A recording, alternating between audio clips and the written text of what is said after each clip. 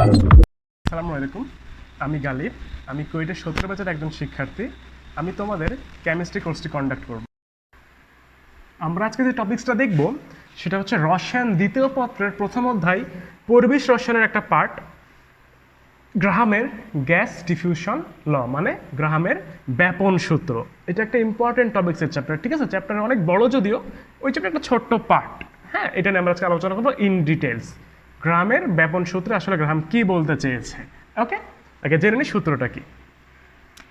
Graham তার ব্যাপন সূত্রে বলছে যে কোনো গ্যাসের ব্যাপন হার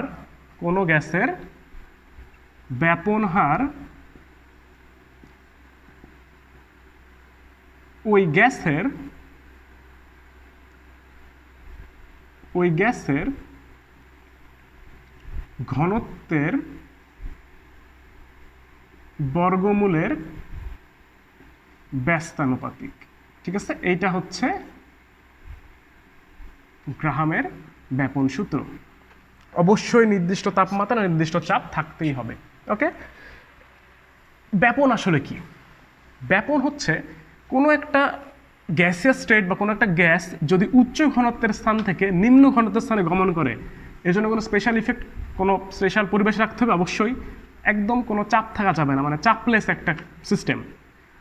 যদি চাপ থাকে তাহলে কিন্তু সেটা ব্যাপন হবে না, আমি সেটা জোর করে ঘটানো হচ্ছে। ঠিক আছে, আমাকে কোনো একটা সিস্টেমে যদি আমি চাপ ছাড়াই কোনো একটা জায়গার ঘনত্ব বৃদ্ধি করি, সেখান থেকে ওই গ্যাসটা ধীরে ধীরে স্থানটা ত্যাগ করে অন্য একটা স্থানে যাবে। এই যে এই কেসটাই হচ্ছে ব্যাপন। ওকে, যেমন তোমরা 9-10 পর্যন্ত পড়ছো, বাট সূত্রটা দেখা নাই। 9-10 তোমরা ভালোভাবে পড়েছো যে আতরের গন্ধ বা আমাদের ডিওড্রেন্টের স্মেল, যে কোনো যত স্মেল আমরা পাই সবগুলোই ব্যাপনের জন্য হয়। ওকে, কিন্তু আসলে সূত্রটা কীভাবে ফলো করে, কোন গ্যাস কেমনে ব্যাপিত হবে, সেটা আমরা এই সূত্র থেকে জানতে পারবো। তাহলে এখানে কয়েকটা কথা লেখা আছে, এটাই মূল সূত্র। এর জন্য আমাকে কিছু নোটেশন করতে হবে যে ব্যাপন হারটা কি, ঘনত্বটা কি। ওকে, কোনো গ্যাসের ব্যাপন হারকে আমরা যদি প্রকাশ করি আর দিয়ে এবং ঘনত্বকে যদি প্রকাশ করি ডি দিয়ে, ডেন্সিটি, এখানে কিন্তু রো না। হ্যাঁ, আমরা সবসময় গ্যাসের ডেন্সিটিকে, গ্যাসের ঘনত্বকে ডি দিয়ে প্রকাশ করবো, রো না। তো এই বেসিসে আমি যদি সূত্রটা লিখি তাহলে বলতে পারি হচ্ছে আর ব্যস্তানুপাতিক কোনো চিহ্ন আছে, ব্যস্তানুপাতিক চিহ্ন নয়, সব সমানুপাতিক। কিন্তু যদি আমি এটা 1/√d করি তাহলে হয়ে যাচ্ছে ব্যস্তানুপাতিক। এইটা হচ্ছে গ্রাহামের বেসিক সূত্র।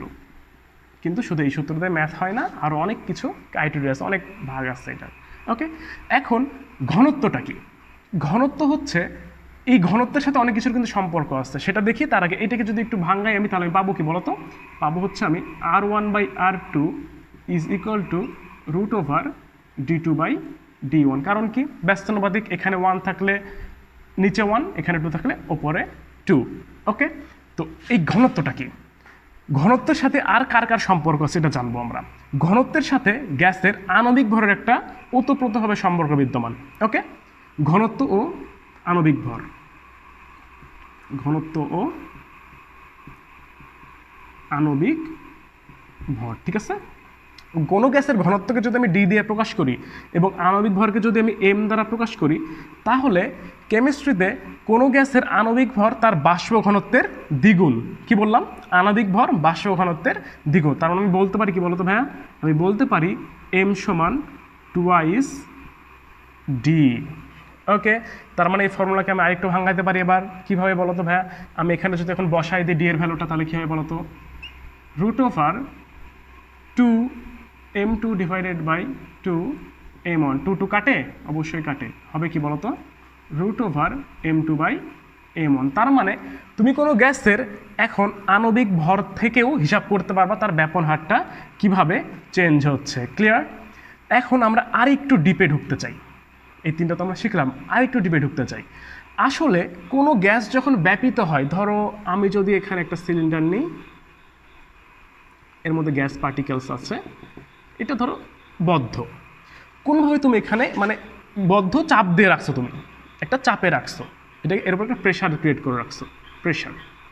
তুমি যখন এখান থেকে প্রেশারটা রিলিজ করে দেবা, যখন প্রেশারটা রিলিজড হয়ে যাবে, প্রেশারটা যখন রিলিজড হয়ে যাবে, মানে তুমি চাপ মুক্ত করবা, যখন তুমি চাপ মুক্ত যখন তুমি করবা, তখন কি এই গ্যাসগুলো এখানে থাকবে?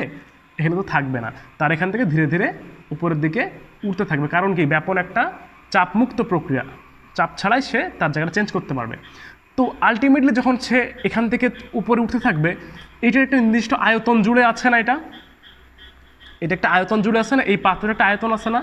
তো এই আয়তন থেকে গ্যাস ধীরে ধীরে বের হতে থাকতেছে, মানে কি আয়তনটা কমতেছে না, আয়তনটা কমতেছে। কিসের সাপেক্ষে কমে? আমি তো দেখবো কত সময় গ্যাসটুকু বের হয়ে যাচ্ছে, গ্যাসের আয়তন থেকে কত সময়ে বের হয়ে যাচ্ছে। আলটিমেটলি এইটাই কিন্তু ব্যাপনের হার। ব্যাপন হারের মূল কনসেপ্ট কিন্তু এই জায়গাতেই, যে ব্যাপন হার হচ্ছে আয়তন পরিবর্তনের হার, যে একটা নির্দিষ্ট জায়গা থেকে কত আয়তন গ্যাস আমার বের হয়ে যাচ্ছে। তাহলে ব্যাপন হার সমান আমরা এখন এক্সাক্ট কি লিখতে পারি বলো তো? ব্যাপন হার সমান আমরা লিখতে পারি, আর সমান লিখতে পারি v/t। অনেকে যদি ডিরেক্ট বলি v/t, তারা মনে করে এটা বেগ বনাম সময়। বেগ বনাম সময় নাকি ত্বরণ, হ্যাঁ আমি ফিজিক্স যদিও পারি না, এতটুকু জানি আর কি। আর সমান v/t। ভি কিন্তু আয়তন, এটা কিন্তু বারবার, হ্যাঁ আমরা কেমিস্ট্রি পড়তেছি, ফিজিক্স না। আয়তন, ওকে, আয়তন বাই সময়, ওকে, আয়তন বাই সময়। কেন আয়তন বাই সময় হলো এটা কি বুঝতে পারছো? যে অবশ্যই একটা নির্দিষ্ট আয়তন বের হয়ে যাচ্ছে এখান থেকে, আয়তন বের হতে হতেই সেটা ফাঁকা হয়ে যাবে। সে কত সময় কত আয়তন বের হলো, এটাই তো ব্যাপনের হার, কত সময় কত আয়তন বের হলো। ক্লিয়ার?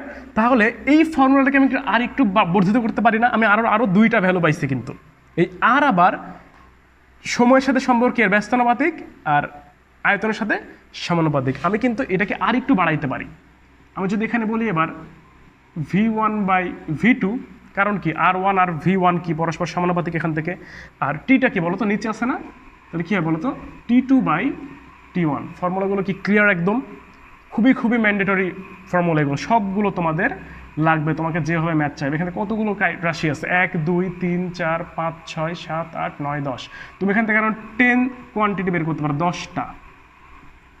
10টা, যা সব কিছু দেওয়া থাকবে তুমি সব কম্বিনেশন করে মোট 10টা ক্রাইটেরিয়া বা 10টা ইউনিট বের করতে পারবা যে কার কি হচ্ছে। বিষয়টা কি ক্লিয়ার? তাহলে এই জিনিসটার অ্যাপ্লিকেশনটা আসলে কোন জায়গায়, তোমরা ম্যাক্সিমাম ক্যালকুলেশনই পারো, এর অ্যাপ্লিকেশনটা আসলে কোন জায়গায় এইটা দেখবো। আর মোস্ট ইম্পর্ট্যান্ট একটা কথা হচ্ছে, এই গ্রাহামের গ্যাস ডিফিউশন ল কিন্তু গ্যাস মিক্সচারের জন্য প্রযোজ্য। কিসের জন্য বললাম? Gas mixture. তুমি শুধু সিঙ্গেল একটা গ্যাস নিবা, গ্যাস মিক্সচারের জন্য প্রযোজ্য। ওকে, অবশ্যই গ্যাসগুলো কি হওয়া যাবে না, পরস্পর বিক্রিয়া করা যাবে না, তাহলে নতুন যৌগ হয়ে যাবে। কিন্তু আমরা যেগুলো আগের সূত্রগুলো দেখছি, বয়েল, চার্লস, হ্যাঁ এই সূত্রগুলো কিন্তু গ্যাস মিক্সচারের জন্য প্রযোজ্য না। ওই গ্যাসটা ওখানে একটাই গ্যাস হইতে হবে। তুমি যদি গ্যাস মিক্সচার দাও তাহলে সেটা কি তুমি এক্সট্রা ভর অ্যাড করতেছো, কিন্তু না, অবশ্যই ভর স্থির থাকে ওগুলো কেসে। তাহলে এই জায়গায় আমার গ্যাস মিক্সচারের জন্য ব্যাপন হারের চেঞ্জ হবে না, মানে মিক্সচার দিয়েও আমি বের করতে পারবো। চেঞ্জ হবে না বলতে কি হবে, তো m1 m2 চেঞ্জ হলে তো অবশ্যই ব্যাপন হার চেঞ্জ হবে, কিন্তু সেটা মিক্সচারের জন্য প্রযোজ্য। ওকে, তাহলে এখন দেখি আমরা ব্যাপনের একটা স্পেশাল ম্যাথ। ওকে, চলো আমরা 9-10-এর একটা ম্যাথ দেখি। হ্যাঁ, ইন্টারমিডিয়েট উঠে আমরা 9-10-এর অঙ্ক করবো। এটা ছিল না চ্যাপ্টার 2-তে, তোমাদের মনে আছে? আমাদের সময় থেকেও ছিল। কি NH3 HCl, এখানে একটা কি জানি হয়, ওইটা কেন ওখানে হয়, এই কোশ্চেন ছিল। তোমরা অনেকে বুঝে না বুঝে গ্রামের ব্যাপন সূত্রটা কিন্তু ইউজ করতা। কেন ইউজ করতা বুঝতে পারছো তো এখন? ঠিক আছে, এখন দেখি আসলে এইখানে আমি কি চাচ্ছি। আমি এখানে ওই একই জিনিসই করব। এই জায়গাতে কি উৎপন্ন হয় বলো তো? এখানে কিন্তু একটা নতুন যৌগ উৎপন্ন হয়। এই যৌগটা হচ্ছে NH4Cl। NH4Cl, হ্যাঁ, অ্যামোনিয়াম ক্লোরাইডের একটা সাদা ধোঁয়া সৃষ্টি হয়। তো এইটা সৃষ্টি হলে কোশ্চেন হতো যে কার কাছাকাছি সৃষ্টি হয়, কার কাছাকাছি। এটা কিন্তু খুব সহজে ব্যাখ্যা করা যায়। হ্যাঁ, কাছাকাছিটাকে একটু বলে দিই। কাছাকাছিটা কেন, আমরা কি দেখলাম বলো তো? আমরা দেখছিলাম হচ্ছে R1/R2 is equal to √M2/M1। এর মানে কি বলো তো? এইটা মানে যদি তুমি নর্মালি চিন্তা করো, যদি আর নিয়ে চিন্তা করো, তো আর প্রপোর্শনাল মানে কি? আর প্রপোর্শনাল 1/√M, ব্যস্তানুপাতিক সম্পর্ক। যদি তোমার এম ছোট হয় আর অবশ্যই বড় হবে, মানে তাড়াতাড়ি ব্যাপিত হবে। আর যদি তোমার এম হয় বড়, তাহলে আর অবশ্যই ছোট হবে, মানে সে একটু স্লোলি ব্যাপিত হবে। ক্লিয়ার? এই কারণে আমরা খুব ইজিলি ব্যাখ্যা দিতে পারতাম যে এটা এই সেলের কাছাকাছি তৈরি হতো। খুব সহজ করে গ্রামের ব্যাপন সূত্র ইউজ করে কিন্তু বুঝতে হতো এইটা দিয়ে। ক্লিয়ার? এই হচ্ছে ঘটনা। কিন্তু এখনকার কোশ্চেনটা একটু ভিন্ন। এখনকার আমার কোশ্চেন হলো যে এইটা কত দূরত্বে মিলিত হবে। ক্লিয়ার? কোশ্চেন হচ্ছে কত দূরে ধোঁয়া তৈরি হবে। এবার একটু ইন্টারমিডিয়েট ফিল আসতেছে। হ্যাঁ, সলভ করবো আমরা এখন, দেখো খুবই ইজিলি। একটা জিনিস খেয়াল করবা, যখনই তোমাকে দুইটা যৌগের সংকেত দিয়ে দিল, তার মানে তোমাকে তারা আলটিমেটলি ব্যাপন হারের অনুপাতটা দিয়ে দিয়েছে। এই কথাটাকে বুঝছো আমার? দেখো, তোমাকে তারা দুইটা যৌগ দিচ্ছে NH3 আর HCl। তুমি NH3 আর HCl এর আণবিক ভর জানো না ভাইয়া? অবশ্যই জানো। এর কত 17, এর হচ্ছে 36.5। হ্যাঁ, তার মানে আমি ফর্মুলাটা লিখতে পারি এখন এভাবে। দেখো, একটা জিনিস তোমরা আমি একটু নোট ডাউন করে দিই, এটা ইউজ করবা। যখন তোমার কোনো যৌগের সংকেত দিয়ে দিবে, কখনো 1 আর 2 দিয়ে হিসাব করতে যাবা না, কারণ 1 আর 2 হিসাব করলে তুমি নিজেই গুলাই ফেলবা। তুমি কাকে 1 ধরছো, কাকে 2 ধরছো, একটার পর আরেকটা জায়গায় বসাই দেবা। এই কারণে তুমি যেটা করবা যে R of NH3 এটা লিখবা divided by R of HCl। তুমি তো এটা জানো যে উপরে NH3 থাকলে এখানে নিচে চলে আসবে। হ্যাঁ, তার মানে খুব ইজিলি তুমি বিষয়টা করতে পারবে। এটা নিচে আসছে, এখানে M of HClটা উপরে যাবে, আর এখানে আসবে M of NH3। ক্লিয়ার? আমার কনসেপ্টটাকে বুঝতে পারছি? 1 2 ধরবা না। যোগের সংকেত দেওয়া থাকলে অবশ্যই যোগের নাম দিয়ে তুমি লিখবে। ছোট করে লিখলাম না, লিখা এত বড় না লিখলা, N লিখলা, H লিখলা, বোঝার জন্য, যেন তুমি বুঝতে পারো, ভ্যালু উল্টাপাল্টা না হয়। তাহলে এইখানে আমি এখন কি করতে পারি? ব্যাপন হারটা বের করে নিই। আমার তো কীভাবে আগাইতে হবে, আমি তো ব্যাপন হার ছাড়া আমার কাছে বের করি নাই, ওটা একটু বের করি না। তার মানে কী হবে এখানে বলো তো? √ এখানে হবে 36.5 ডিভাইডেড বাই NH3 হবে হচ্ছে 17। তুমি কিন্তু ব্যাপন হারের একটা অনুপাত এখানে পেয়ে গেছো। এটাতে আমি কি দূরত্ব বের করতে পারবো? দূরত্বের কোনো সম্পর্ক এখানে আছে? কোনো সম্পর্কই তো আমি দেখতে পাচ্ছি না। আর এম, ওইখানে টি ছিল, হ্যাঁ ভি ছিল, কেমনে দূরত্বটা বের করব? হয় দেখি আমরা। আমি ধরে নিলাম যে ছোট ডিস্টেন্সটা, যে এইখান থেকে এই পর্যন্ত হচ্ছে এক্স দূরত্ব। আমি ধরে নিলাম যে এখান থেকে এইটা এক্স দূরত্বে যাবে, এবং এইখান থেকে এইটা হবে হচ্ছে কত? তাহলে মোট হচ্ছে আমার 1 মিটার। এতটুকু এক্স হলে এতটুকু কি? বাচ্চাকালের জিনিস, 100 মাইনাস এক্স, তাই না? 100 মাইনাস এক্স ডিস্টেন্সে যাবে। ওকে, আমরা এখন দেখবো অ্যাকচুয়াল অ্যাপ্লিকেশন। গ্রামের ব্যবহার সূত্রের অ্যাকচুয়াল অ্যাপ্লিকেশন এই ম্যাথ দিয়ে বোঝা যায়। তার মানে আমি একটা সূত্র দেখছিলাম, কিন্তু এখানে টি নিয়েও কোনো কাজ নাই। টি নিয়ে অবশ্যই কাজ আছে একটা, সেটা তোমরা বুঝতে পারবা। টি নিয়ে কাজ মানে কি? কত সময় মিলিতে হবে? সময় কিন্তু একই দুইটা, এটা কি বুঝতে পারতেছো? এই NH3 যতটুকু সময় এখানে গেছে, এই HCl কিন্তু অতটুকু সময় এখানে আসছে, এসে মিলিত হয়েছে। দুইটা ডিস্টেন্স আলাদা হলেও ব্যাপন হারের পার্থক্যের জন্য তুমি বুঝতে পারতেছো এর ব্যাপন হার বেশি, এর ব্যাপন হার কম। এই কারণে এইটা এর কাছাকাছি মিলিত হয়েছে, কিন্তু সময় কিন্তু সেম লাগছে। এই ধরো 10 সেকেন্ডে এখানে গেছে, এই 10 সেকেন্ডে এই এখানেই আসছে, এসে মিলিত হয়েছে। ক্লিয়ার? তাহলে টাইমটা সেম, কিন্তু একটা জিনিস আলাদা। NH3 এখানে একটু খেয়াল করে দেখো, NH3 এর এই জায়গাটুকু তো যতখানি আয়তন কাভার করছে, HCl কি ততখানি আয়তন কাভার করছে? HCl কিন্তু ততখানি আয়তন কাভার করেনি। HCl কাভার করছে জাস্ট এইটুকু আয়তন, HCl কাভার করছে এইটুকু আয়তন। তার মানে আমি যে V1/V2 লিখলাম, সেটার কিন্তু একটা প্র্যাকটিক্যাল ইমপ্লিমেশন এখানে আমরা পাবো। তাহলে V মানে কি বলতো? আমি এখন লিখলাম V অফ, কি ছিল সম্পর্ক, কি ছিল আর এর সাথে V এর? মনে করো একটু আগে দেখলাম আমরা, V অফ NH3 হবে না? কোনো রুট ছিল? সব জায়গায় আবার রুট দিয়ে দেওয়া না, কিন্তু রুট দেখে V অফ HCl, দুইটা সমানুপাতিক ছিল। এই জিনিসটা কি রকম দেখাচ্ছে? এটা দেখাচ্ছে হচ্ছে একটা সিলিন্ডারের মতো। তাহলে আমরা দেখলাম এই যে ফিগার, এই ফিগারটা দেখতে সিলিন্ডারের টাইপের, সিলিন্ডারের দুইটা পার্ট হিসেবে আমরা চিন্তা করতে পারি। তার মানে আমি আসলে এখানে বলতে পারি যে এই অ্যামোনিয়া গ্যাসটা কতখানি আয়তন জুড়ে ট্রাভেল করছে, সেটার আয়তন বের করলেই আমার একটা নতুন ফর্মুলা ক্রিয়েট হয়ে যাবে। ঠিক আছে? আয়তনের সূত্র, মানে সিলিন্ডারের আয়তন নির্ণয়ের সূত্র কি জানো না? ভুলে গেছো? সিলিন্ডারের আয়তন নির্ণয়ের সূত্র ছিল হচ্ছে পাই আর স্কোয়ার এইচ। ঠিক আছে? আমি যেহেতু এটা এক্স অ্যাক্সিস বরাবর রাখছি, আমি চাইলে এল বলতে পারি, আমি এল বলবো। ঠিক আছে? পাই আর স্কোয়ার এল। ঠিক আছে? কারণ আমি এক্স অ্যাক্সিস বরাবর রাখছি এটাকে। তাহলে আমি যদি এই NH3 জন্য আয়তনের সূত্রটা লিখতে চাই, তাহলে আমি কি লিখবো বলো তো? পাই তো অবশ্যই লিখবো, আর স্কোয়ার লিখলাম। আর স্কোয়ারটা কি বলতো? আর স্কোয়ার হচ্ছে এই যে বৃত্তটা, এর ব্যাসার্ধ, এটা হচ্ছে আমার আর। এখন ওই আর এই আর এক করো না, ঠিক আছে? এটা ফর্মুলার জন্য লিখছি আমি। এটা হচ্ছে এর ব্যাসার্ধ। এই ব্যাসার্ধ কি এই অ্যাক্সিস বরাবর প্রস্থচ্ছেদে সব জায়গায় এই ব্যাসার্ধটা সমান না? সব জায়গায় সমান। আর এর জন্য কোনো ডিনোটেশন দিলাম না, সব জায়গায় এর ভ্যালুটা সমান। এল, এলটা কি বসাবো ভাই বলো তো? এল বসাবো এই কতখানি ডিস্টেন্স ট্রাভেল করছে। হ্যাঁ, এই কতখানি ডিস্টেন্স আছে দেখো তো? এই তো 100 মাইনাস এক্স। 100 মাইনাস এক্স কেন বলো তো? আমরা জানি কি 1 মিটার সমান কি 100 সেন্টিমিটার। একটু যেন তোমাদের ভ্যালুটা একটু সুন্দর হয়, পয়েন্টেড না আসে, এর জন্য আমি 100 - x শুরুতেই লিখে ফেলছিলাম, তোমাদের তখন বলি নাই 1 ইউনিট সমান 100 সেন্টিমিটার, এই জন্য আমি 100 - x লিখছি এখানে।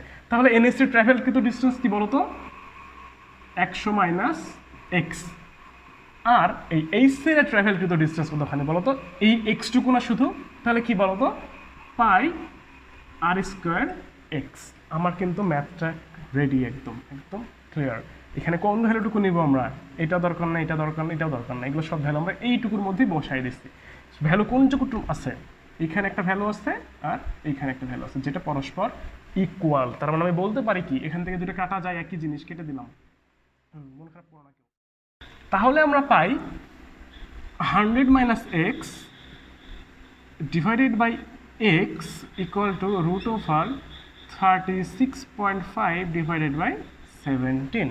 হ্যাঁ, এই দুটো রুট ওভারের ভ্যালু হচ্ছে 1.46। ক্লিয়ার? তাহলে এটাকে যদি একটু সিম্পলিফাই করি আমরা, তাহলে দেখতে পাবো হচ্ছে 100 - x is equal to 1.46x, তাই না? তারপর কি পাবো বলো তো, 2.46x ইজ ইকুয়াল টু 100। তাহলে x সমান কত, x সমান আমার ভ্যালু আসছে মোটামুটি 40.65 কি একক, মিটার না সেন্টিমিটার, এই দেখো সেন্টিমিটার করছি আমরা, সেন্টিমিটার। তাহলে এটা কি বলতে পারি আমরা বলতো, যে NH4Cl এর ধোঁয়াটা HCl গ্যাস হতে 40.65 সেন্টিমিটার দূরে উৎপন্ন হয়েছে। যদি কখনো প্রশ্নে MCQ আসে, বেশি অ্যাডমিশন টেস্টে, যে NH3 থেকে কত দূরে, তুমি তো ইচ্ছা মতো যেটা চাইবে সেটা ধরে নেবে। যদি ইনকেস না ধরো, তাহলে আমি বলতে পারি যে NH3 থেকে NH3 হতে কত দূরত্ব বলো তো, অবশ্যই 100 - x, 100 - 40.65 সেন্টিমিটার, ভ্যালু হচ্ছে অ্যাপ্রক্সিমেট 59.34 সেন্টিমিটার। এইটা হচ্ছে আমার এই অঙ্কের এক্স্যাক্ট সলিউশন। এখানে অনেক মানুষ একটা কাহিনী করে, সেটা হচ্ছে এই কনসেপ্টটুকু তারা বুঝতে চায় না। তারা মনে করে যে গ্রাহামের সূত্রই ডিস্টেন্সের সাথে, অ্যাকচুয়ালি কিন্তু গ্রাহামের সূত্র ডিস্টেন্সের সাথে কোনো সাথী নাই, গ্রাহামের সূত্র আয়তনের সাথে। আয়তন থেকে আমরা সিম্পলিফিকেশন করে আমরা কিন্তু ডিস্টেন্সটা পাইছি। অনেকে এটার সময় ডিরেক্ট এটা লিখে দেবে, কিন্তু না, তুমি একটু বেসিক ক্লিয়ার করার চেষ্টা করো, তুমি বিষয়টা খুব ক্লিয়ার বোঝো, এটা কিন্তু তোমাকে দেখাইতে হবে, হ্যাঁ, ভবিষ্যতে কাজে লাগতে পারে। ক্লিয়ার? আজকের টপিক্সটা এ পর্যন্তই। গ্রাহামের সূত্রে আমরা প্রমাণ দেখলাম, একটা খুব সুন্দর ম্যাথ দেখলাম, আরও অনেক ম্যাথ আছে, আরও অনেক কনসেপ্ট আছে। ভিডিও আমাদের হচ্ছে শর্ট করতে হবে, টপিক্স এলাবোরেটলি আমাদের তৈরি হচ্ছে, যেগুলো তোমরা পরবর্তীতে দেখতে পাবা আমাদের মেইন ক্লাসগুলোতে। যে এইটা তোমরা আপাতত ক্লিয়ার করো, এটা খুবই ইম্পর্টেন্ট ইন্টার অ্যাডমিশন সব জায়গার জন্যই। ওকে, সবাই সুস্থ থাকো, স্টে হোম, স্টে সেফ।